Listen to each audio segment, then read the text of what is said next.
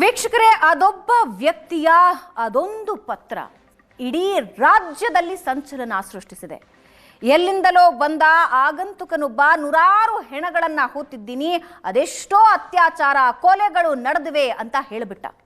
ಆತ ಆ ಮಾತು ಹೇಳ್ತಾ ಇದ್ದಂತೆ ರಾಜ್ಯದಲ್ಲಿ ಕೌತುಕ ಕೆರಳಿಸಿದೆ. ಹಲವಾರು ಬೇಡಿಕೆಗಳ ಮೇರೆಗೆ ಸರ್ಕಾರ ಪ್ರಕರಣನ SITಗೆ ವರ್ಗಾವಣೆ ಮಾಡಿದೆ. ಹಾಗಾದ್ರೆ ಆ ಆಗಂತುಕ ಹೇಳಿದ ಆ ಜಾಗಗಳು ಎಷ್ಟರ ಮಟ್ಟಿಗೆ ನಿಜ ಅನ್ನೋ ಮಾತುಗಳು ಕೇಳಿ ಬರ್ತಾ ಇವೆ.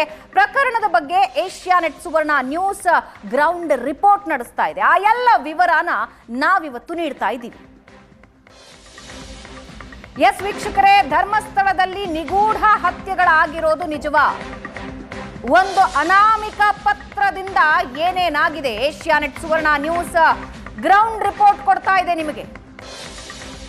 SITಗೆ ವಹಿಸಿರೋ ಬೆನ್ನಲ್ಲೇ ಮತ್ತಷ್ಟು ಕುತೂಹಲ ಮೂಡಿಸ್ತಾ ಇದೆ. ದಿನ ದಿನಕ್ಕೂ ಹೊಸ ತಿರುವು ಪಡ್ಕೊಳ್ತಾ ಇದೆ ಈ ಪ್ರಕರಣ. ಧರ್ಮಸ್ಥಳ ಸ್ಟೋರಿಯ ಆ ಅನಾಮಿಕ ಯಾರು ಹಾಗಾದ್ರೆ? ಇಡೀ ದೇಶನೇ ಬೆಚ್ಚಿ ಬೀಳಿಸುವಂತಿದೆ ಆ ಅನಾಮಿಕನ ಸ್ಟೋರಿ. ದೂರಿನಲ್ಲಿ ಹಲವಾರು ಸ್ಫೋಟಕ ವಿಚಾರಗಳನ್ನ ಆತ ಉಲ್ಲೇಖ ಮಾಡಿದ್ದಾನೆ. ಆ ಅನಾಮಿಕ ತನ್ನ ಬಗ್ಗೆ ವಿವರ ಕೊಟ್ಟಿದ್ದಾನೆ, ಜೊತೆಗೆ ತಾನು ಹೇಳ್ತಾ ಇರೋ ಆರೋಪದ ಬಗ್ಗೆ ವಿವರ ಕೊಡ್ತಾ ಇದ್ದಾನೆ. ಅತ್ಯಂತ ಕೆಳಗಿನ ಜಾತಿಯಲ್ಲಿ ಹುಟ್ಟಿದ್ದು ಅಂತ ತನ್ನನ್ನು ತಾನು ಹೇಳ್ಕೊಳ್ತಾ ಇದ್ದಾನೆ. 1995ರಿಂದ 2014ರವರೆಗೆ ಧರ್ಮಸ್ಥಳ ದೇಗುಲದಲ್ಲಿ ನಾನಿದ್ದೆ, ನೈರ್ಮಲ್ಯ ಕಾರ್ಮಿಕನಾಗಿ ಕೆಲಸ ಮಾಡ್ತಾ ಇದ್ದೆ ಅಂತ ಉಲ್ಲೇಖಿಸಿದ್ದಾನೆ. ಧರ್ಮಸ್ಥಳ ಗ್ರಾಮದ ವ್ಯಾಪ್ತಿಯ ಸಂಪೂರ್ಣ ಮಾಹಿತಿ ಕೊಡ್ತಾ ಇದ್ದಾನೆ. ನಾನು ನೈರ್ಮಲ್ಯದ ಕಾರ್ಮಿಕನಾಗಿ ಕೆಲಸ ಮಾಡ್ತಾ ಇದ್ದೆ ಅಂತ ವರ್ಷದ ಸಮೇತ ತಿಳಿಸ್ತಾ ಇದ್ದಾನೆ. 1995ರಿಂದ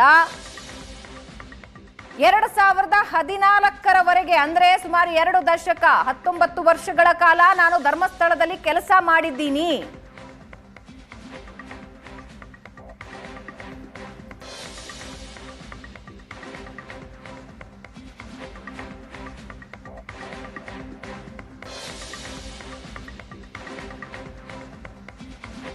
ಧರ್ಮಸ್ಥಳದ ಮಾಜಿ ಸಿಬ್ಬಂದಿಯ ಹೆಸರಿನಲ್ಲಿ ಪೊಲೀಸರಿಗೆ ಅನಾಮಿಕ ದೂರು ಕೊಟ್ಟಿದ್ದಾನೆ.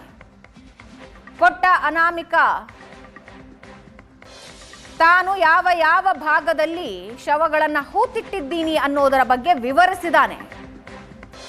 ದೂರು ಕೊಟ್ಟಿರುವ ಅನಾಮಿಕನ ಬಳಿ ಧರ್ಮಸ್ಥಳದ ಸಂಸ್ಥೆಯಿಂದ ನೀಡಿದ ಗುರುತಿನ ಚೀಟಿ ಕೂಡ ಇದೆ.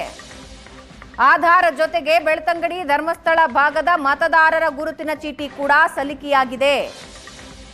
ಈ ದಾಖಲೆಗಳ ಜೊತೆಗೆ ಮೃತದೇಹದ ಕಳೇಬರ ಕೂಡ ಸಲ್ಲಿಕೆ ಮಾಡಿದ್ದಾನೆ. ಧರ್ಮಸ್ಥಳ ಗ್ರಾಮದಲ್ಲಿ ಹೂಳಾಗಿದ್ದ ಕಳೇಬರಗಳನ್ನ ಕೆಲ ತಿಂಗಳ ಹಿಂದೆ ಹೊರತೆಗೆದರ ಬಗ್ಗೆ ಆತ ಉಲ್ಲೇಖ ಮಾಡಿದ್ದಾನೆ. ಇದರ ಬಗ್ಗೆ ಒಂದಷ್ಟು ಆಶ್ಚರ್ಯಕರ ಮಾಹಿತಿಯನ್ನ ನಮ್ಮ ಪ್ರತಿನಿಧಿಗಳು ಕಲೆಕ್ಟ್ ಮಾಡಿದ್ದಾರೆ. ನಮ್ಮ ಪ್ರತಿನಿಧಿ ಭರತ್ ಅದನ್ನ ವಿವರಿಸಿದ್ದಾರೆ, ನೋಡ್ಕೊಂಡ್ ಬನ್ನಿ. ಸೌಜನ್ಯ ಪ್ರಕರಣದ ನಂತರ ಧರ್ಮಸ್ಥಳ ಮತ್ತೆ ಸುದ್ದಿ ಆಗ್ತಾ ಇರುವಂಥದ್ದು. ಒಂದು ಅನಾಮಿಕ ವ್ಯಕ್ತಿ ಈ ಒಂದು ಧರ್ಮಸ್ಥಳ ಗ್ರಾಮಗಳ ಸುತ್ತಮುತ್ತ ಅನೇಕ ಮೃತದೇಹಗಳನ್ನು ನಾನು ಹೂತು ಹಾಕಿದ್ದೀನಿ ಅನ್ನುವಂಥ ಒಂದು ಆರೋಪ ಮಾಡಿದ್ದಾನೆ. ಈಗಾಗಲೇ ಅದರ ಬಗ್ಗೆ SP ಗೆ ದೂರು ಕೊಟ್ಟಿದ್ದಾನೆ, ತನಿಖೆ ನಡೀತಾ ಇದೆ. ಆತ ಹೇಳ್ತಾ ಇರುವ ಪ್ರಕಾರ ಆತ ಧರ್ಮಸ್ಥಳದ ನೇತ್ರಾವತಿ ಸ್ನಾನಘಟ್ಟದ ಬಳಿ ಒಂದು ಸ್ವಚ್ಛತಾ ಕಾರ್ಮಿಕನಾಗಿ ಕೆಲಸ ಮಾಡ್ತಾ ಇದ್ದ ಅನ್ನುವಂಥದ್ದು. ನಾನೀಗ ಆ ಜಾಗವನ್ನು ನಿಮಗೆ ತೋರಿಸ್ತಾ ಇರುವಂಥದ್ದು. ಇದು ಧರ್ಮಸ್ಥಳದ ನೇತ್ರಾವತಿ ಸ್ನಾನಘಟ್ಟದ ದೃಶ್ಯಗಳನ್ನು ನೀವು ನೋಡ್ತಾ ಇದ್ದೀರಾ. ಉದ್ದಕ್ಕೆ ಈ ಹಿಂದೆ ಆತನ ದೂರಿನಲ್ಲಿರುವ ಪ್ರಕಾರ 1995ರಿಂದ 2014ರವರೆಗೆ ತಾನು ನಿರಂತರವಾಗಿ ಧರ್ಮಸ್ಥಳದ ಈ ಒಂದು ನೇತ್ರಾವತಿ ಸ್ನಾನಘಟ್ಟ, ಅದರ ಸುತ್ತಮುತ್ತಲಿನ ಪರಿಸರಗಳಲ್ಲಿ ಮತ್ತು ಅದರ ಅಕ್ಕಪಕ್ಕದ ಜಾಗಗಳೇನಿದೆ ಆ ಎಲ್ಲ ಜಾಗಗಳಲ್ಲಿ, ಆ ಪರಿಸರಗಳಲ್ಲಿ ನಾನು ಸ್ವಚ್ಛತಾ ಕಾರ್ಮಿಕನಾಗಿ ಕೆಲಸ ಮಾಡ್ತಾ ಇದ್ದೆ ಅನ್ನುವಂಥದ್ದು ಆತನೇ ಈಗ ವಕೀಲರ ಮೂಲಕ ಪೊಲೀಸರಿಗೆ ಕೊಟ್ಟಿರುವ ದೂರಿನಲ್ಲಿ ಹೇಳಿರುವಂಥದ್ದು. ಅದರಲ್ಲಿ ಆತ 98ರ ಬಳಿಕದ ಒಂದಷ್ಟು ವಿದ್ಯಮಾನಗಳ ಬಗ್ಗೆ ಬೆಳಕನ್ನು ಚೆಲ್ಲಿರುವಂಥದ್ದು. ಆತನ ಆರೋಪಗಳ ಪ್ರಕಾರ ನಾವು ಹೇಳ್ತಾ ಇರುವಂಥದ್ದು ಅಷ್ಟನ್ನು ಕೂಡ ಆತನ ದೂರುಗಳಲ್ಲಿ ಏನು ದಾಖಲು ಮಾಡಿದ್ದಾನೆ ಅನ್ನುವಂಥದ್ದು. ಈ ಭಾಗದಲ್ಲಿ ನೇತ್ರಾವತಿ ಸ್ನಾನಘಟ್ಟ, ಇಲ್ಲಿ ಈ ಭಾಗದ ಒಂದು ಆ ಸುತ್ತಮುತ್ತಲಿನ ಪ್ರದೇಶಗಳೇನಿದೆ ಅಲ್ಲಿ ನಾನು ಸ್ವಚ್ಛತಾ ಕಾರ್ಮಿಕನ ಕೆಲಸ ಮಾಡ್ತಾ ಇದ್ದಾಗ ಮೇಲ್ವಿಚಾರಕರ ಆದೇಶಗಳಂತೆ, ಮೇಲ್ವಿಚಾರಕರ ಸೂಚನೆಗಳಂತೆ ನಾನು ಒಂದಷ್ಟು ಮೃತದೇಹಗಳನ್ನು ಹೂತು ಹಾಕಿದ್ದೀನಿ ಅನ್ನುವಂತಹ ಆರೋಪಗಳನ್ನು ಆತ ಮಾಡಿರುವಂಥದ್ದು. ಹಾಗಾಗಿ ಈ ಒಂದು ಜಾಗ ಏನಿದೆ ಪ್ರತಿನಿತ್ಯ ಲಕ್ಷಾಂತರ ಭಕ್ತರು ಬರ್ತಾರೆ.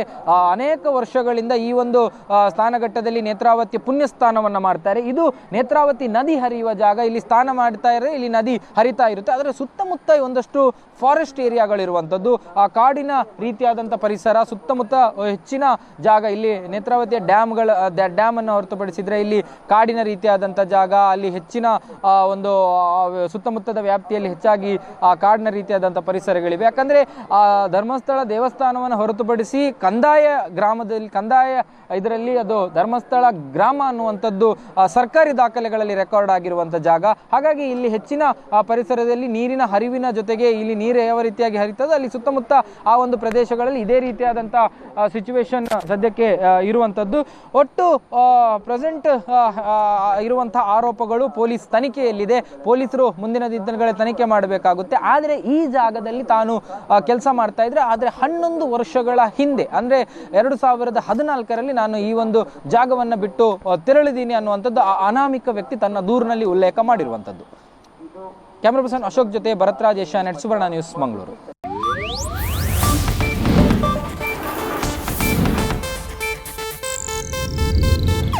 ಇದು ಏಷ್ಯಾನೆಟ್ ನ್ಯೂಸ್ ನೆಟ್ವರ್ಕ್ ಪ್ರಸ್ತುತಿ.